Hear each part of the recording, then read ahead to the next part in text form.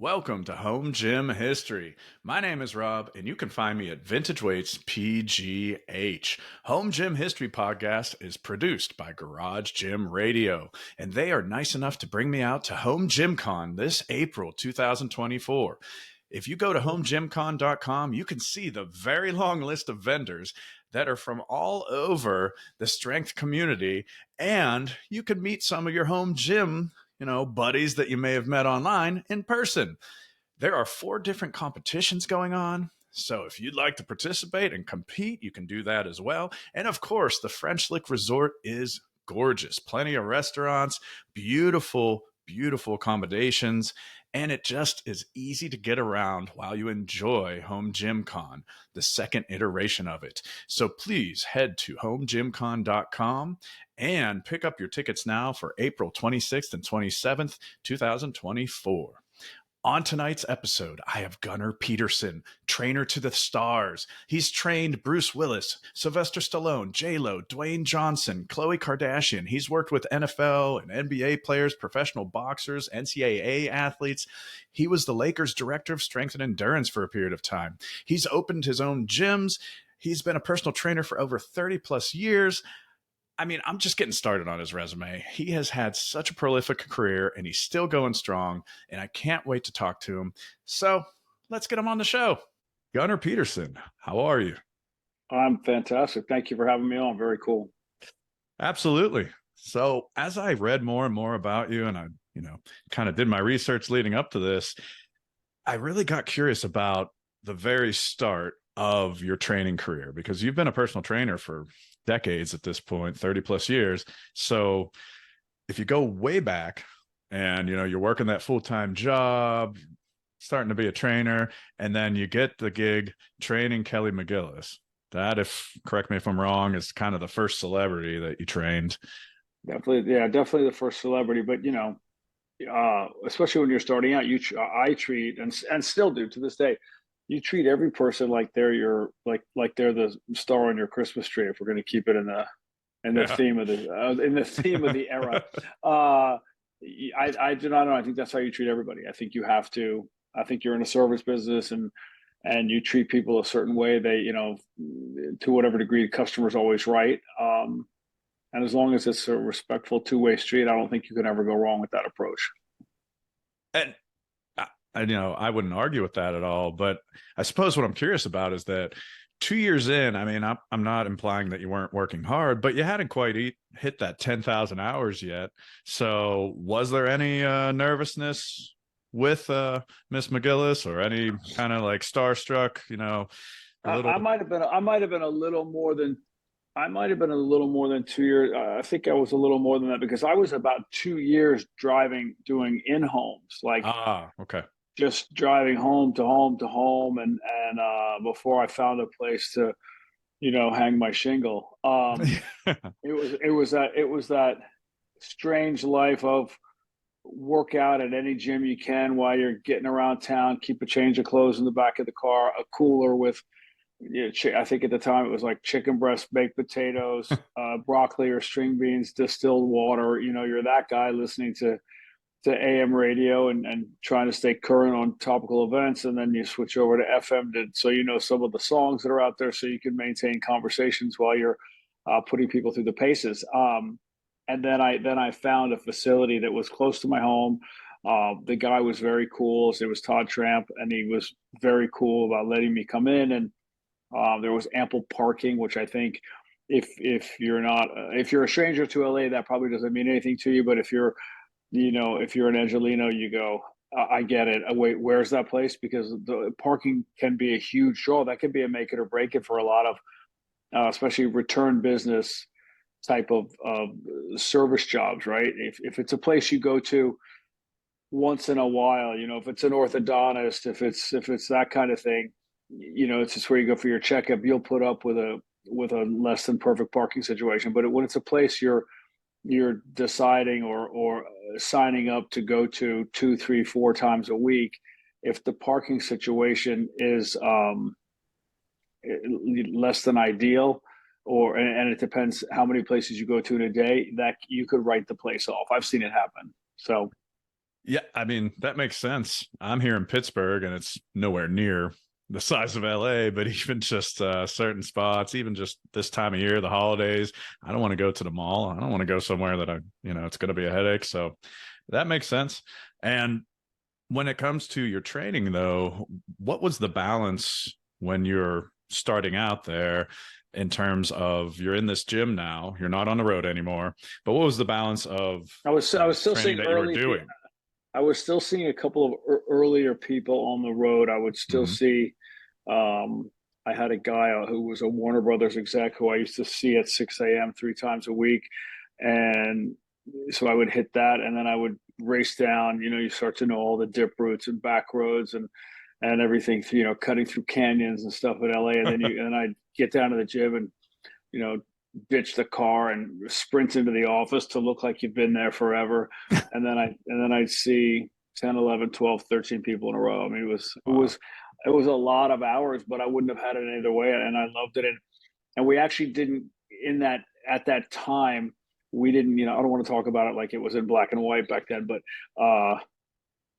we didn't complain about the hours. Like we bragged about them. It was cool to tell the guys who were, you know, working alongside you, I've Yeah. got 55 hours this week. And Yeah. in my mind, I was like, I've got 55 hours this week. Plus, I'm seeing 3 to 5 in homes a week. Plus, I'm teaching 3 to 4 spinning classes a week. I mean, I was just all the hours. Just let me just book them, and Yeah. then I'd read or watch VHS or DVD tapes or listen to. I switched over at one point to cassette tapes when I moved on to get my degree from my certificate from the NSCA.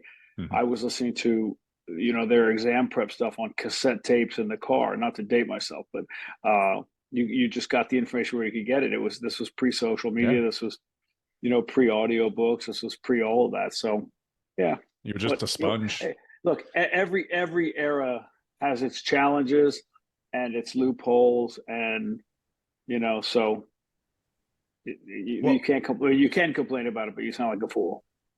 no, I mean, when it comes to the information that's out there, I love studying old training manuals and things that, I mean, way prior to any type of online existence or even to mass distribution, where someone would have like a poster they're referencing with a course book, and that's the best they could get at the time. So that's what they got. Yep. Something's better than nothing. So I've heard you talk about specific scenarios. Like, for example, I was How listening about to wait? How Oh about yeah, this? sure. People talk about information and how much misinformation is out there now. But when you go back to a lot of those old school training things and you look at studies that have been today using those methods, and they prove that there are more effective ways, or that way in fact wasn't the way. You have to go. Does that mean everything I was taking in was misinformation? And if so, how was it still yielding results? Yeah. So I think there's so many ways to climb that mountain that to just bash what's out there, whether it's in this era or a previous one, you just sound bitter, and who needs that? Yeah. Well, I mean, to someone, these course books and posters, it was gold arriving in the mail. Gold, That was absolute like gold. that was like a world of information arriving at their doorstep. So Oh, when yeah. I was in my senior year at Duke, anytime, anytime, and it happened more than a few, that my interest would wane, or I'd start to think, oh, maybe I'll bail on my workout tomorrow or whatever it was. Invariably, that day is when the new Muscle and Fitness arrived at my doorstep, and I was like, oh, and you just devour it, and you read cover to Yeah. cover, and you'd see the training protocols, and you'd see the equipment that those guys were training on that you didn't have access to, but that you swore to yourself the day you were in a different city and you had access to a public gym or that kind of place, that you were definitely signing up. I mean, I used to make those deals with myself left and right.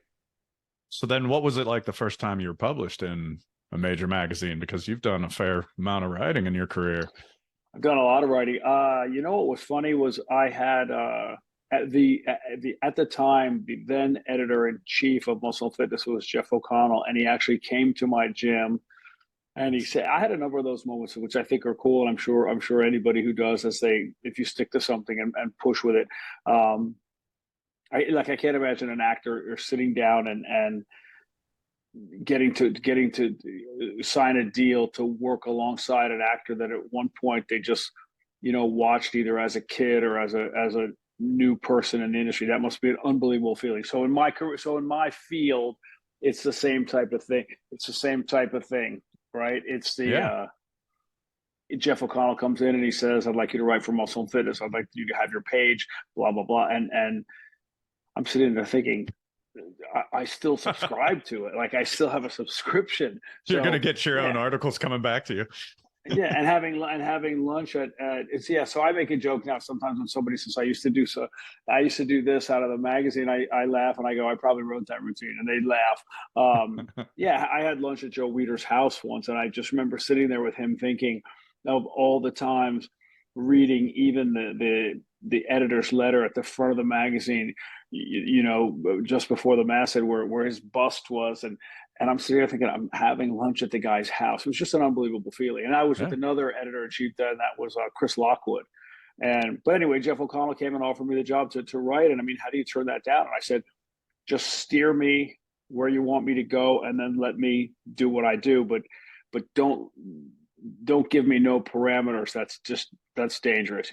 Put Yeah. put the guardrails up on the bowling alley Yeah. here. So Yeah. At least direct you in some direction. Yeah. That makes yeah, sense. great experience. I love, and I Mhm. still am friends with people I worked with at the magazine. I work now currently with Mike McErlane, who's at Jim Supplements, JYM, Dr. Jim Okay. Stepani. Jim Stepani was the Yeah. Yeah. science editor at Muscle Fitness when I was writing my page there. And Mike McErlane, I think, was the last guy in the brick and mortar building in Woodland Hills Okay. when the magazine went to digital. I mean, and I still work with those. I work with Jim Supplements, and I work with Mike and Jim. It's just, I don't know. It's funny that those are like some people that you end up meeting in a work capacity, and then they become personal friends. So it's Yeah. a pretty cool industry if you look at the positives. That's got to be a interesting transition, that you admire certain people, but then you get to know them on a personal level. So it goes kind of beyond that. And yeah, Jim Stepani, he was one of the first people that number of years ago was just posting a ton of stuff online that I followed, and right away. And he's such a you know present kind of guy with his tattoos and things that right away you can just picture him right away. So in any case, I've heard you talking about some specific scenarios, training people for movies and certain situations in movies, like Bruce Willis in a scene in G.I. Joe where he had to like slam someone to the ground coming up. So you had him working with a sandbag. How much No, of I had training? I had him working with a heavy bag. A heavy bag. Sorry, a heavy bag. Yeah, There we go. which I guess is in sense Yeah. it's like a hand boy. It's like a sandbag on Yeah. PEDs, right? Yeah, But but exactly. but I would put it up on either on a power plate or on this. Okay. I have this piece of equipment, it's like a surfboard, a Synergy swimmer, and I put it up on that, so we'd have to grab it up high and drop it down, Take it and over. yeah, and it would just replicate the movement. I mean, other than allowing him to body slam me, I didn't have ways to prep for that in the gym, Yeah. but Yeah, yeah. I have a fairly small home gym, and I have a heavy bag that I'm constantly hanging up and then taking down, hanging up, taking down, dragging it around. So, yeah, I could imagine that'd be a good simulation. But I was wondering, when you're working with an actor, what's the balance in terms of strength and conditioning versus a specific body composition for a role or preparation for a scene? How, in your experience, how does that work out? There's so many variables you have to look at. Um, First of all, you have to make sure you read the room, right? I try to teach my kids, read the room, read the room. That joke might not land. That you gotta chill with that one liner you always go to, because this is not the room for that. So you have to know who you're talking to. You have to look at their training history. You have to look at their goals in comparison to what they're planning on putting into it, right? Like if they have shirtless scenes, I'm going with the men right now. If they have shirtless scenes coming up and they're only going to be seeing you 2 to 3 times a week, you have to find a way to get the most out of that. If you can find out like how's the scene being shot, is it chest up? Is it belly button up? To tell me if you can get into stuff like that. Obviously, you're not training in isolation, but um, you can certainly aim at shoring up any weak points, and then obviously highlighting any pre-existing strengths or what they're trying to put out there as a strength, right? Yeah, yeah. Stallone used to have a great line and a great take on him. He's the master of the physique and definitely of the physique in cinema. Um, and he would say forearms and traps give the illusion of size. So even if you're Okay. not a giant guy, Yeah. if you have traps that are popping forward, right, and your Hmm. forearms are uh, have some size to them, have some definition to them, have some vascularity to them, you appear to be a bigger, more muscular guy. So, and to his point, if you look at some of the things that he's done, you just go, he always looks big and jacked. Yeah. And Yeah. and in fact, I think maybe in Rocky 3, he was like 165, 168 pounds. I mean, you can research that. I'm not Yeah. claiming it, but and yet he appears to be not that he's not jacked and big in there, but compared to other heavyweights, Yeah. you just go, wow, that's The viewer's eyes just go to it. yeah. I It think I reminds me think of Rocky Marciano was like, yeah. I don't know, 202 was he? So he was something. He Hmm. was not huge either, but and he didn't look it, and yet Sly looks a certain way, and he's coming in at 30 plus pounds under that. It reminds me of as soon as you started describing that from Stallone, I thought of like the professional wrestlers of that I'd watched in my youth, in the 80s, the 90s, that a lot of them, if you really looked at them, yeah, they just had humongous traps. They just no Yeah, neck. And maybe yeah. it's the same idea, just to have that And appearance it's of funny size. because when I think back to wrestlers, I don't know what era you're talking about, but maybe close to the same. I think they had big traps and big, I would call them barrel chests. Like Yeah, they were very broad that way. I recently saw a sure. picture of Rick. I just saw the hilarious meme of Ric Flair coming out like that, and he just looks so. There's a presence to them, and I think that's really when you're talking about the TV and movies, you're creating a presence, right? You want that visual of that person coming out on screen to hit the audience, to capture the audience, and then you have buy-in, and then you have hopefully a franchise of movies if it's that type of Yeah. thing.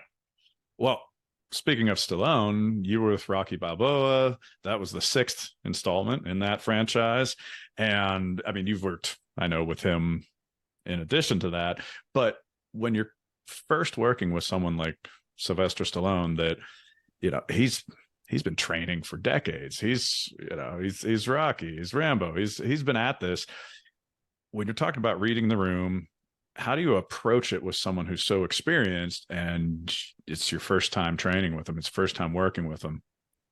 A couple things. Remember that they're coming to you, right? You're not. I maintain that I never sold fitness or pitch fitness to anybody. People come to you, so when they come to you, it's almost like not that they're disarmed, but definitely the safety's on, and they're not gunning for you, right? They're coming in hoping to get better. They have a goal, they have something, and they see you as someone who can help steer them there and eliminate some of the gray area. So they are willing. Um, they don't come in reluctantly, very rarely, unless it's somebody whose wife sent them to you, and that, or whose husband sent them to you. Then it gets, I don't know, that those are not always the easiest people to win over because they're not there to a degree of their own free volition. So, but you get somebody like that. Remember, they get they certain training everybody stagnates. Like pro bodybuilders have coaches. If you look at Charles Glass, the trainer emeritus down at Gold's Venice, he's training top pros, right? You look at Hani Rambod, he's training top pros. These guys are training top pros. The best golfers have a coach. The best basketball players have a shooting coach. Like, so everybody needs that.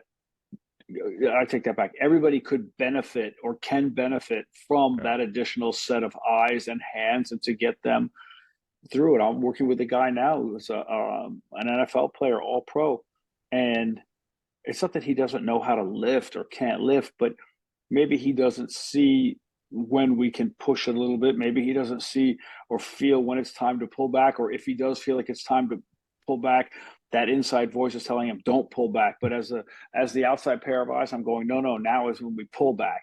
And so those people, they come to you for that, right? They're not um they're not paying you for that hour. They're paying you for the years and years and years of experience you have. And while they may have experience in it, there's no way, regardless of how much any of them have trained, that they've done as much training, studying, and deep dives as the accomplished trainer has, because they have the other life, right? They're training, but they're also studying movie editing, script writing, acting. They're doing all that. So while they're doing that, I'm still studying the other. I'm still in the gym. Other trainers, the top trainers, are still diving deeper and deeper and deeper and testing it. And they're also taking what they've culled from all the information they're processing, and they're putting other people through it. So now they're creating their own focus groups, if you will, and they're going and they're able to weed that out even further. I just saw a post from Mike Boyle, another trainer emeritus, how to boss, a great guy, and definitely someone whose videos I watched, books I read before I met him, and still do. And he said he's going to start like the Mike Boyle University, and the first thing he's going to say is cheat, copy other people, copy Yeah. great people. It's a business of poaching, and you do poach and you do pull from and aggregate all the things from so many different uh, bodies of health and fitness. And then it's up to you to put your spin on it, to try it and see what works for you and the people that are coming to you. And then you have to find a way to get that out there. I don't say package it and sell it, because that sounds like it's the business side of it, but I look at it and go, what's worked for all the people that have trained a certain way with me, and I can eliminate this, I can add this. This is a must. This is a do not ever miss thing. So you get somebody, back to your original question, when somebody like Sly comes to you and wants to train for something, even though he's had his own experience, proven and recorded on celluloid forever, he needs to go to the next level. I mean, he's always. Yeah. I read a thing with him. One film, he said, we were trying to put a body on the screen, the likes of which had never been seen. And I thought, what a great way to approach it. Yeah. Obviously, he's a writer first and foremost, and he Sure. will tell you that.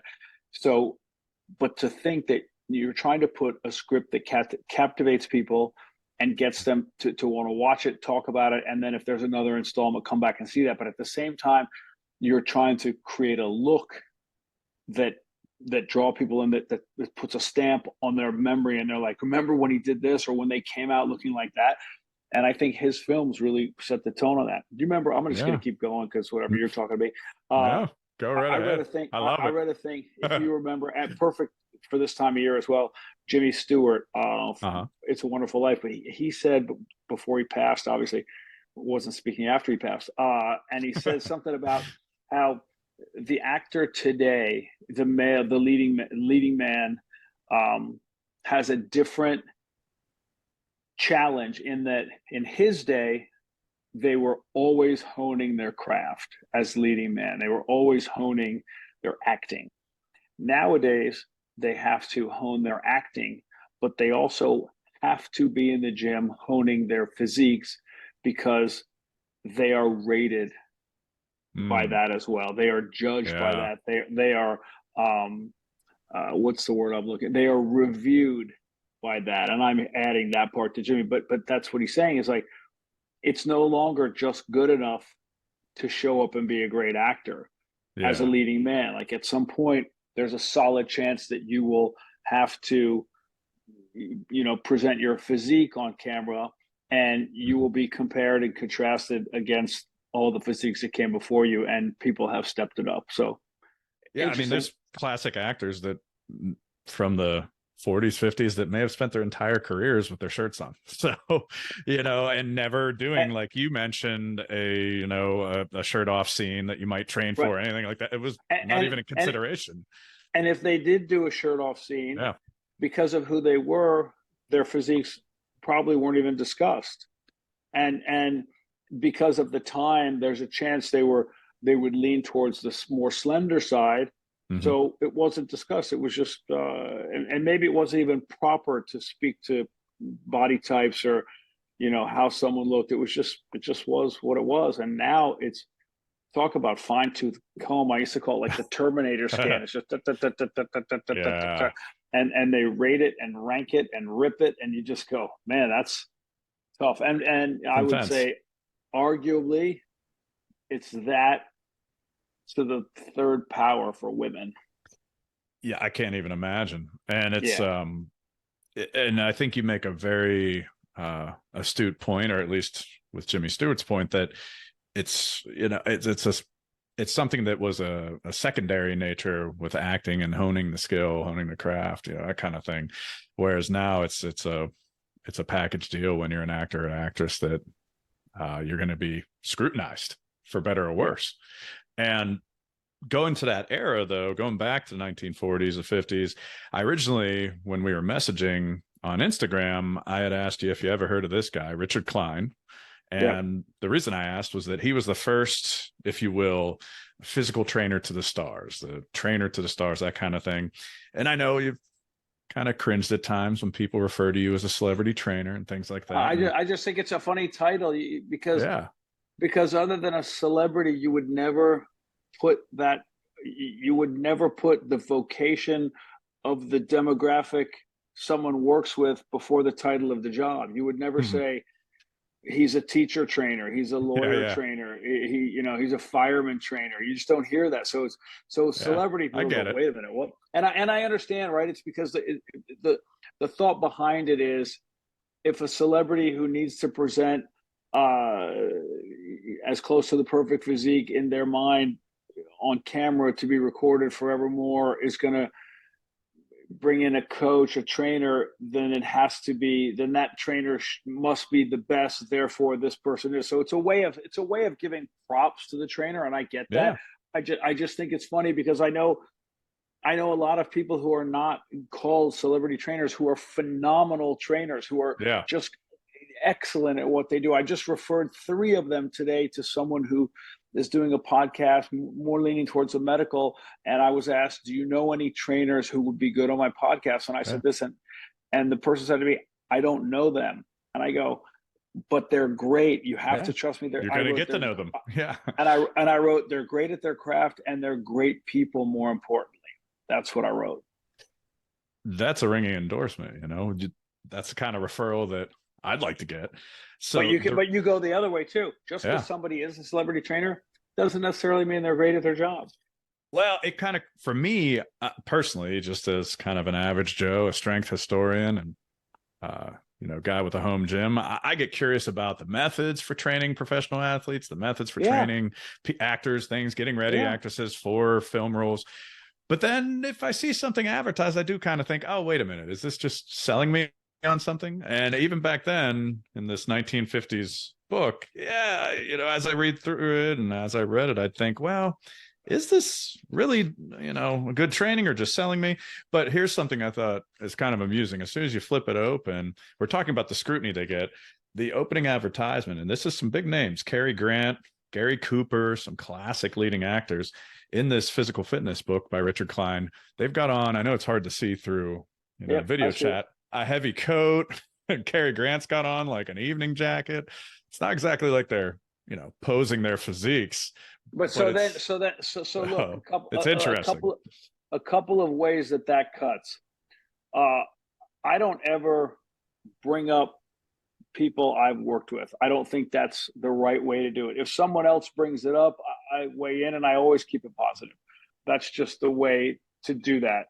Sure. Um, the other thing is, sometimes a trainer is, especially back, more so back then than now, as I understand it, they're employed by a studio. Yes. And that was his And job with Paramount. okay, so and I didn't know that, Yeah. but Yeah. yeah. He was a Called it. vaudeville strongman, and then he was recruited. And we're talking in the days of like, I'm ready for my close up, DeMille. kind of days. And he was recruited by Paramount to quote unquote make their stars look like what they ain't. Right. That's Well, why they brought him in. so then that tells me, so then that's a different side of it, right? Then he's, and look, if he gets the results that he's brought in to get, then hats off to him and all the credit in the world. But that's a different side of the training. Like, um, think of like, and I can speak to this as a strength coach who's been hired by the pros, right? And then they start saying, I trained this athlete, this athlete, this athlete. Well, hang on, that was a captive audience. You were hired by the team, and those athletes had to train with you. That's not you building a book of business based on your skill set, your personality, your techniques, and the person coming back to you again and again and again. Yeah. Nothing wrong with either way, but let's keep it apples to apples. I mean, your guy there, if he was hired by the studio, that means the studio greenlights a movie. It goes into pre-production. They take a look at the cast and they send to him whoever they think needs that work, and he has a new client in today's terms, right? In today's absolutely phrasing, and you go, yeah, but like that client didn't seek you out. Now, if the client stays with him afterwards, or if a client comes and signs, because back then the actors had contracts with studios and they were just plugged into films, right? Yes. It was a different, the casting process was different. Sure. So if someone comes there and says, I want to do this, but I really want to work with that guy because I worked with him in the past and I really liked him, hats off to him. Then he's doing a different, and again, doesn't mean to the he's best better of my or worse. knowledge, he had a Paramount build a gym on the studio site, and they would they would literally send them down to the gym, you know, and that's where Richard Klein would be to train them. And then he split off. By the time this was published, he split off from the studio and started publishing his own literature, started putting out some weight sets, things like that. There's some things that you would definitely, from my research of you, disagree with. Him, for example, he takes credit for the celebrities' physiques, whereas I've heard you numerous times say that, like, as a trainer, just as much as you shouldn't take the blame, you also shouldn't take the credit for their physique. You know, they're doing the work. They're doing the work. And you're with them. Even if you're training someone, go crazy and say 2 hours a day, 6 days a week, which is very rare. I don't want to say that's the exception. That's just such a far out there exception. Mm-hmm. You know, that means there's 168 hours in a week. That means there are 156 hours that they're not with you. Yeah. And anyone who's even dabbled knows that after you leave the gym counts just as much as when you're in the gym. So sure, if not more. And your sleep. So you go, you're like, yes, you can drop the hints and give the tips and all that, but if they're not doing that, how are you taking credit for that? You structured a great workout plan. That's terrific. And I give you, hats off to every trainer who's done that. But to walk around and say, I built that body, I made them, you're like, you sound like you have a God complex. It just sounds funny to me. But at the same time, they go, oh, so-and-so showed up in a movie. You know, he looked like shit and he trained with so-and-so. They go, whoa. Before we cancel that person and bury their career, let me hear about those other 156 hours, if you don't mind. Yeah, exactly. I mean, so I can see your point. It goes either way. So you're better to just, do the service that you were hired to provide. And I would say that applies just as much, if not more, to athletes. Right? You're looking at an athlete and take an NBA athlete, they're getting bodied in the paint every night. And the GM is coming to you going, our guy's getting eaten alive down there. He's not strong enough. And you go, well, he's training 20 minutes with me 3 times a week, and he goes out and he has 3 girlfriends. Like, I don't know what you want me to tell you. Exactly. I don't know what I can do. His nutrition is garbage. His sleep is almost non-existent. Mm-hmm. He may or may not dabble in other non-helpful lifestyle practices. Yeah. You're going to take these workouts and you're going to saddle me, the guy low on the totem pole, with Yeah. turning this around. I'm happy to, but then I have to ride shotgun on him for the rest of his, hours that we have Yeah. him. You're going to do a He's got lot of to, babysitting. and I'm fine doing that, but you got to give me you have to give me the power to do that before you just come in and go, your training sucks or your training's not working. Yeah. That's like, Yeah. that's a little heavy handed, guys. Sure. Well, this guy, Richard Klein, to the best of my knowledge, the first Trainer to the Stars, he listed Gary Cooper as being like one of his best clients because he described him as unaffected, good-natured, and serious about his training.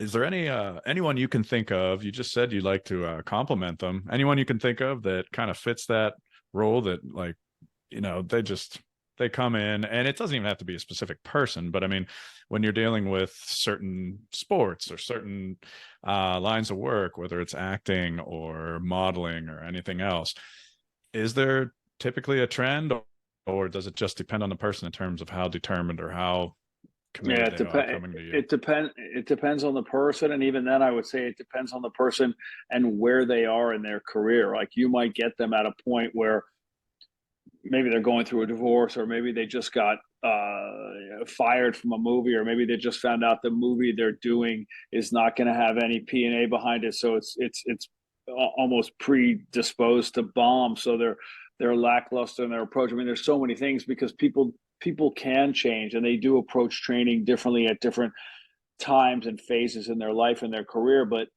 the people I've worked with, look, again, they come to me, so I'm not pulling teeth. I don't have to convince anybody that this is the thing. They came to me because they Yeah. know it's the right thing. And the Motivation's work already ethic, there.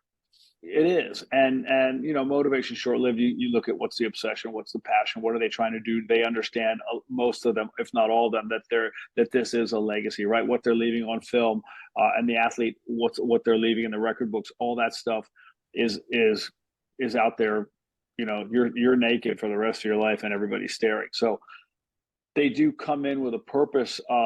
And I would say across the board, almost, I can't think of exceptions. Maybe I could. Uh, I would say across the board, the above title people, right? Like the Sylvester Stallones, the Jennifer Lopez, the Bruce Willis, the people like that. They come in with just a mindset. Like, there's yet to be someone that I've met who doesn't. When you meet them, you don't go, how's this person a star? I've never felt that. I've looked at Yeah. every single one that I've been lucky enough to meet and work with. You're like, I get it. I get why they are who they are, the way they are in the gym. And it's not just the first impression I have of them. It lasts forever, for years. Every single time I've worked with those top tier people, when they walk in and when they walk out, I go, I know why they are that person. I know why they've had the successes that they've had.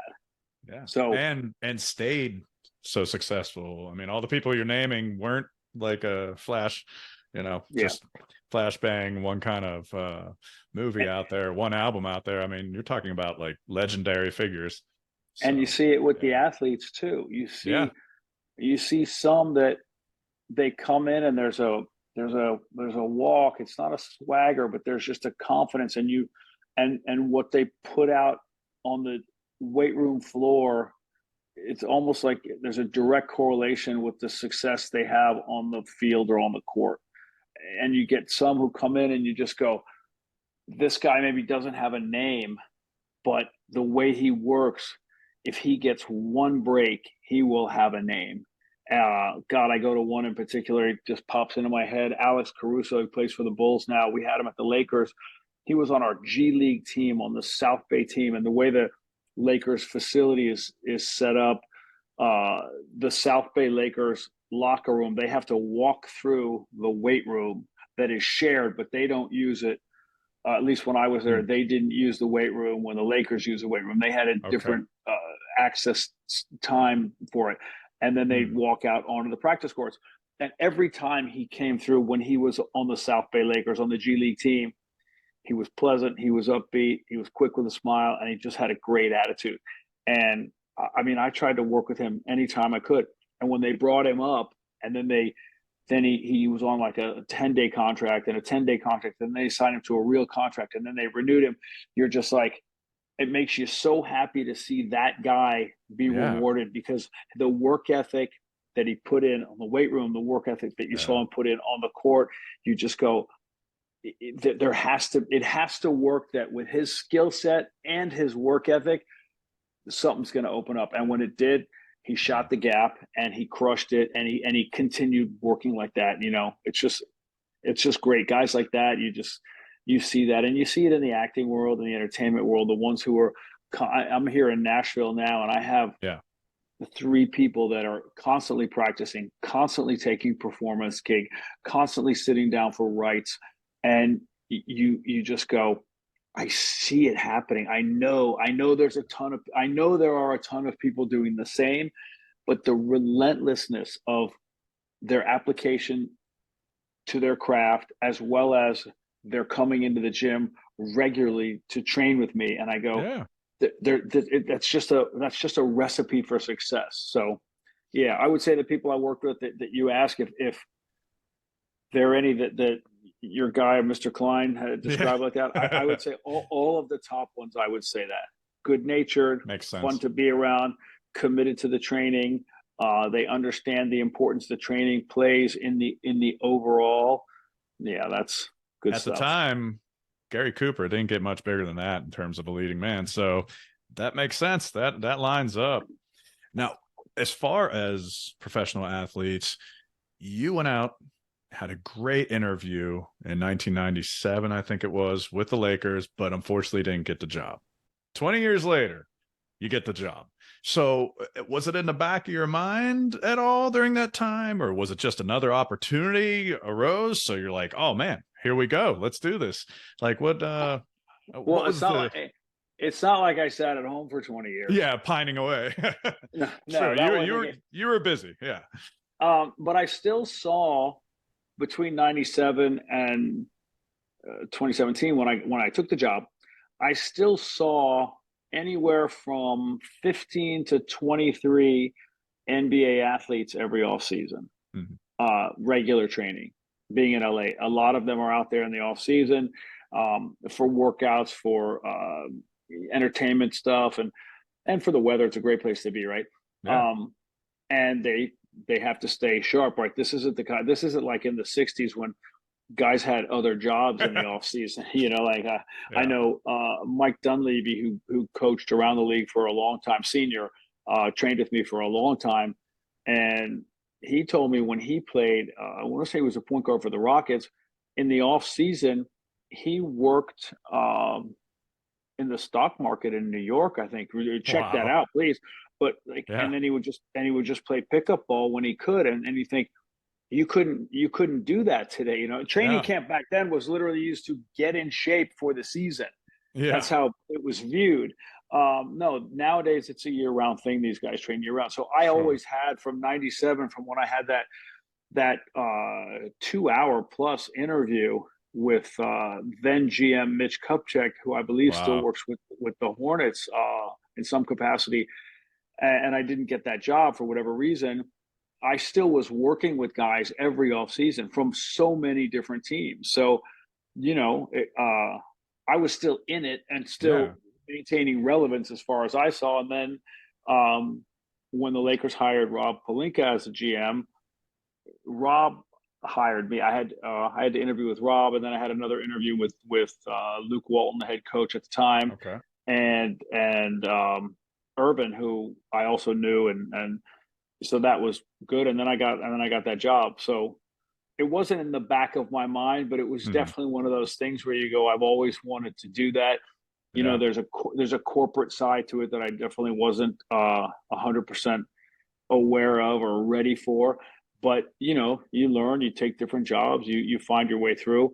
And when I got there, we were still in the old facility over at the Toyota Center, and then we moved to Health South, the new building, and we put together, I thought, a pretty great weight room, and it was adjacent to the court, the same way San Antonio had theirs in their practice facility back then, in the same way Duke basketball does theirs. And I think that's kind of the standard now. The weight room butts up to the court, so it's all flow, and you feel work everywhere that you are, so it makes you want to push yourself. So that was great. The Laker facility was great. The Laker brass was great. And they said, what's your approach, how are you going to handle this? And they had a lot of that year, there were a lot of young guys on the Mm. roster who may or may not have had a ton of strength training history or experience. So I took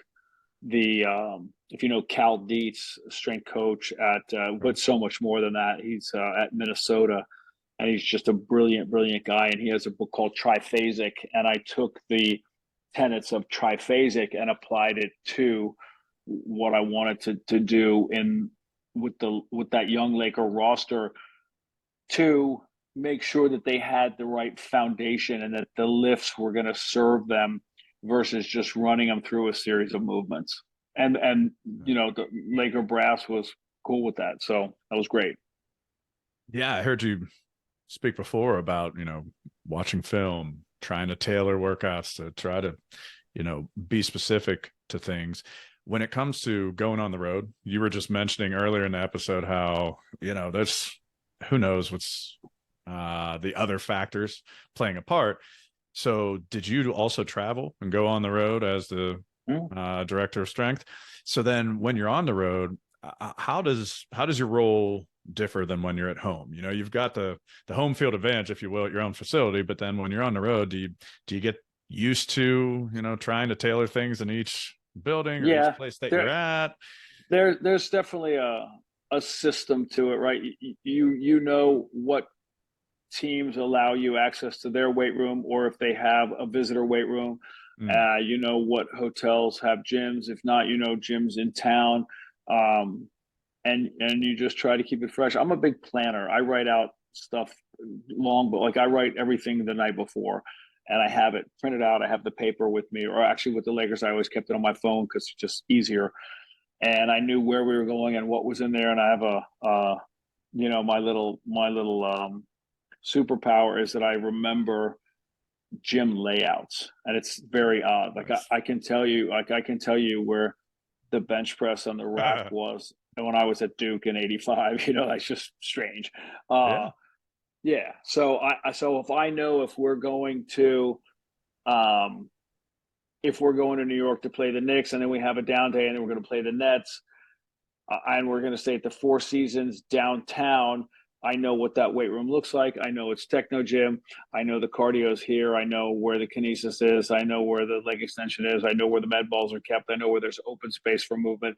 And I'm going to go in and I'm going to kind of lock it down and make sure I have enough room without inconveniencing other guests, obviously, and make sure we can get it done there. And then I'm going to line the guys up and say, let's go right after this. And try to do it. Plus, you have a staff, right? Like you're not operating alone. You can't be a hero. I had great guys that worked with me. I had Chatton Hill and Ed Strite, who Ed Strite still runs the program now for the Lakers, and he's a terrific guy. That's a guy who I'll be friends with for life, and he's that's my guy Bonds. Like, so I had him Nice. on the road then, Yeah. and he's there now, and you just know how it's going to go, and yeah, and you also know which guys are definitely training on the road and which guys you may just get them for a pre-game activation or a post-game quick lift or sprints if they didn't get a lot of minutes. But you also know which guys are on the road, and yeah, it's not like you're landing in enemy territory and trying to figure it out. Yeah. Yeah. It's a professional Yeah, atmosphere. and there are So a ton of great strength coaches around the league, at least when I was there, and it's an easy text. Hey, do we have access to your weight room? Let me know. yeah, I'll see you in a minute. Thanks so much. Appreciate that. And you try to reciprocate it. And there's sure. some great guys I'll be friends with for a lot of years. Very cool. Well, in terms of your superpower and gyms and equipment, it checks out everything you're saying about yourself, that you love the plan, you remember layouts. So then, of course, gym design and designing gyms, that's planning. That's laying out gyms. So then can you tell me a little bit about your I guess it's fairly recent. I think 2017, your gym design company that you started up. So Right. what does that entail? And is that just you putting that superpower to work? So a lot of that gym design stuff came from, not came from it starts because someone says to you, hey, I'm getting this from my house. What are your thoughts? Can you help? Whatever. And you say, sure, let me do it. And then they say, what else would you do? And then you say this, and then you're on the road and you notice that a certain hotel is just, you just go, how do these guys spend so much time choosing the flatware in the dining room Yeah. and the light fixtures in the bedroom, in the room that you're staying in, but they just phoned in the gym. Like, I'll never get that. And they say, well, the gym's not a big money maker. I go, oh, on the contrary, the gym could be a huge money maker if you did it right. Because I know people who won't stay at a hotel, or they'll stay at another hotel if the gym's better. So you might want to think about it like that instead of just, Yeah. taking a we'll take a few of those and a few of those approach as you populate that gym. There are so many things out there that I think it's worth cherry picking across Mhm. different brands to put a gym together. I get if you want it to look the same, you go mostly from the same brand, but there are so many good pieces from so many good manufacturers to not shop that and make specific conscious pointed choices. I think you're ultimately doing a disservice to your clientele.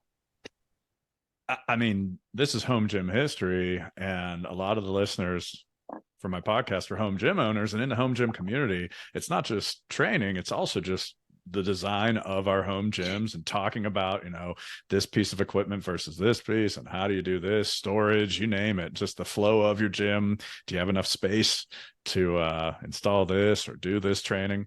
So that's on a bigger scale for different commercial purposes. That makes sense to me. So then my But also question, for your but for your go ahead. home gym, Yeah. if that's your primary training spot, Mhm. you don't have to be relegated to home equipment.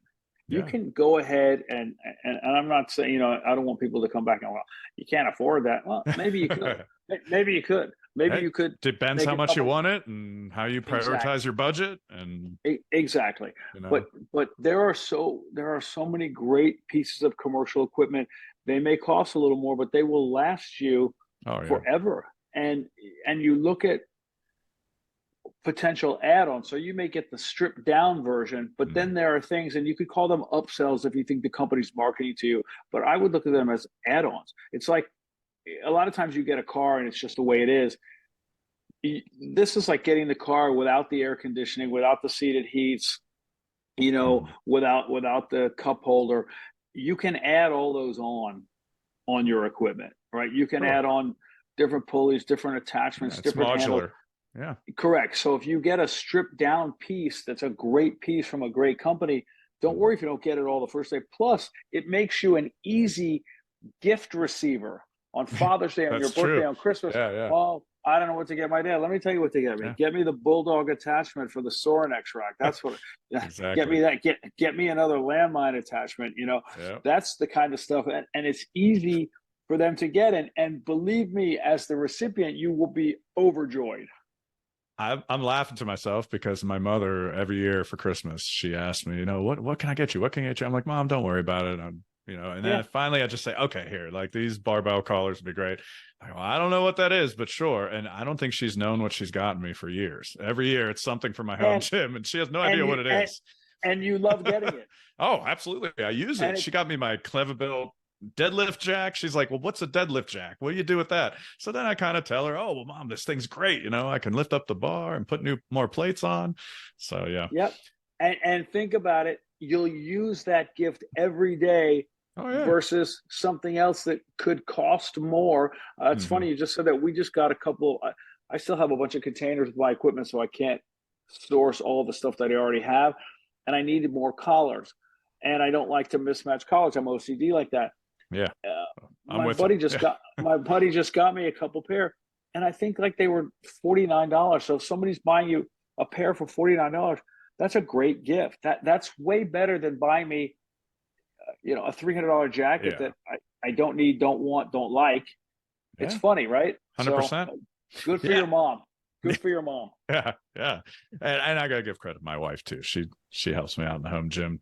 Well, when it comes to gym equipment, let's say, there isn't someone who can really buy a huge setup right away that, something's better than nothing, kind of like I said earlier in the episode. So they want to get something for the home. They can't really afford, a gym membership just yet, but they want to get something. Like any advice for that home gym owner that wants to start a home gym?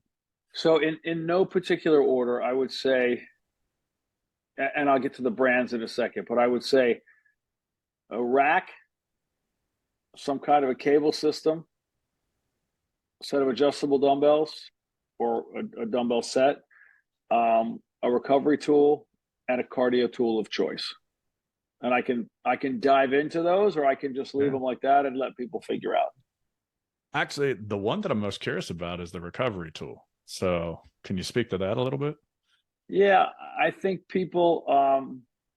I think a lot of people just think recovery is sleep, and then I think they think it's an off day, and then now I think because of all the social media hype, I think uh, they think it's a cold plunge, and Nice. and all that's well and good, but I would say look at something like, um, I mean, obviously sauna is good, but I would say something even easier, like a Theragun, right? Mm-hmm. A handheld percussive device. You're going to end up using that when you're watching TV. You're going to use it on your off day. You're going to use it pre-workout. You're going to use it post-workout, right? Um, Look at the infrared walls that people get. Another great, easy tool. Look at compression boots that are made, right? Mm-hmm. The jet boots. Look at getting some kind of a massage treatment package. I'm not saying blow all your money but I'm saying there are so many things you can do outside of the gym Mm-hmm. to bring the work you've put in the gym to life. It's not always just more work is better. More work, I'm all for, but at some point you have to recover, right? And think Yeah. about it. Oh, some kind of a water purifier, like, so you're Yeah. making sure that the water you are taking in is helping you. That's all sound advice. And the reason I asked about it is that a lot of the home gym influencers and people making YouTube videos, things like that, they touch on the equipment, the racks, the barbells, you name it. But yeah, recovery, that's a big piece. So, and not that they don't touch on some of those things, the Theraguns, but not as much. So to wrap things up, this is another personal kind of curiosity in terms of gym equipment and gyms that you've experienced. Are there any extraordinary gyms that you've had a chance to train in? Now, I know you own a gym, so, barring your own gym that you've designed, someone else's gym. So it could be the Iron Paradise of Dwayne Johnson's, if you visited that. It could be anything, any facility, anything gym that just stood out to you at the time, like, whoa, look at this. Yeah, Iron Paradise definitely stands out. I was recently at Under Armour's headquarters, Oh, and they have a facility there that is it was pretty exceptional. And there's an upstairs part, and then there's a downstairs they call the pit, and it just has anything and everything, and it's just well thought out and put together, and it's great. It's great. There are others, like you go to certain schools and you see the weight rooms are really dialed, right? And you just think this is almost like the strength coach's dream come true, but yeah. it serves the athlete, so you can't blame the guy for that. And then there are people who say, and I would argue this too, you don't need it all. I didn't need that. Well, my wife didn't need another pair of boots either, but that didn't stop her from getting them. You could. I don't have to take an airplane when I fly to Miami. I could drive or I could walk, but there are ways to make that journey more fun and more efficient. And if you can do that in the gym, why not? If you're doing this the right way, you're going to be spending a lot of time in there. So I Yeah. say make it as great as you can make it. Make it the default place. Yeah. I have a big sign across the wall in my gym. It says, "There's no place I'd rather be," and I've that's seen no that in your disrespect. videos. Yeah. Yeah, And that's not a knock on my wife or my kids or my house, or it's I just love being there, and I hope for everybody that they at some point can feel that way about wherever it is they train, because that's what keeps you in the game, and that's what keeps bringing the change, and ultimately you started going there for that change. And I apologize because you reminded me of one more thing. So if you'll indulge me, in your gym, I think it's in your gym, I heard you mention you have a Jack LaLanne belt signed by Jack LaLanne. Not by Jack Lane. Yeah, it hangs Oh by man. in my So in how did my that old come to office. be? In my old office, um, it hung right over my office door, and people were like, "Who's that?" Somebody like, "Who's that? Why does that guy get that real estate?" Oh, I'm I like, know who that is. because that's the Godfather, and you could almost separate those words. That's almost two words when it comes to him. In this gym, I have the Jack Lane belt, and I actually have a Jack Lane poster, just the Oh, one in the cool. white and the white trunks up that his Okay. wife Elaine sent to me, which Oh, makes it. wow. Yeah, and she said Jack, and she actually have a picture of him too. It's still in storage, and she signed it, and she said she signed it, Elaine, and then she wrote and Jack from heaven, which I just thought was That's sweet. super touching, and Yeah, yeah, yeah. I that's mean, he very moved. cool. Yeah, the belt. My friend, best friend for 3 decades, a guy named Mark Derwin. He was a soap opera actor, and he was on a couple of sitcom comedies, the Bonnie Hunt ones, and he's been in a ton of movies. And he was on a show called Secret Life of an American Teenager. I think on Bonnie Hunt, Jack LaLanne was a guest star, and he got it signed for me. And Jack Oh wrote, "Gunnar, man. you're a great trainer. Keep doing this." And it was just like, dude, Jack LaLanne. Yeah, Yeah, I also have a picture of Arnold um, flexing with Joe Weider behind him that Joe Weider gave me. So you go, cool. yes, I have Arnold stuff too, and Sly and Bruce, and that's unbelievable in and of Yeah, itself. But to have the guys like behind the scenes, yeah, or yeah. who were there at the very beginning, that's just because arguably Arnold is um, Joe Weider was instrumental in Arnold's career. Jack Absolutely. LaLanne, Jack LaLanne for sure affected everyone's career. So you just look and go, you got to give those guys their props. Let's not be so quick to let them be forgotten. Love it. Love it. So thank you so much, Gunnar. I appreciate you being on Home Gym History. And Thank you. listeners, please, I don't have to tell you where to find him, but you can certainly find Mr. Gunnar Peterson on Instagram and all the normal places, and keep up with him. And, I can't thank you enough. Thank you very much. If you're ever in Nashville, hit me up and we'll throw some weights around. I would love that.